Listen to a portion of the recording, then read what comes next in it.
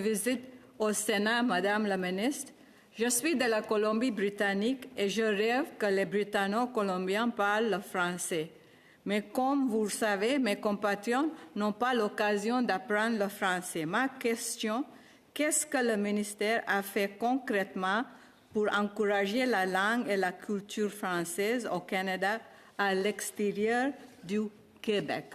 Comme dans votre lettre de mandat, Madame la Ministre, comment avez-vous travaillé spécifiquement pour, et je cite, soutenir le maintien et la vitalité des communautés de langue française en situation minoritaire en les aidant à construire, rénover et développer des espaces éducatifs et communautaires qui les desservent? Fin de la citation. Quel est votre plan, Madame la Ministre? Madame Minister. Merci beaucoup pour cette importante question. Au cours des dernières années, notre gouvernement a fait des investissements importants dans le domaine des langues officielles. Premièrement, j'aimerais de faire référence à 3 items. Premièrement, notre plan d'action qui va aboutir à ce qu'on veut en 2023. Nous avons fait des investissements pour s'assurer que nous pouvons appuyer et supporter les communautés de langues officielles en situation minoritaire. À ton point, si qu'on veut si qu'on veut appuyer la vitalité des communautés de langues officielles en situation minoritaire, on doit faire les investissements nécessaires.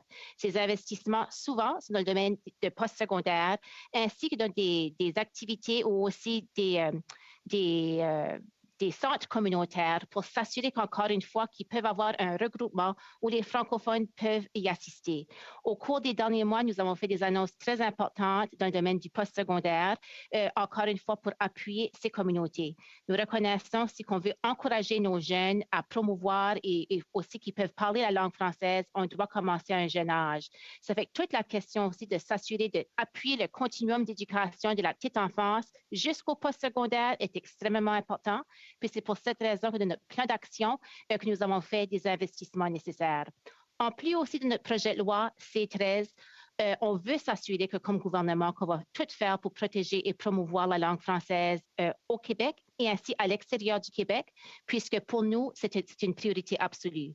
On reconnaît qu'il y a un déclin au français au Canada et puis pour ça, pour l'adresser, on doit faire sûr que les investissements nécessaires soient faits pour promouvoir nos 2 belles langues officielles.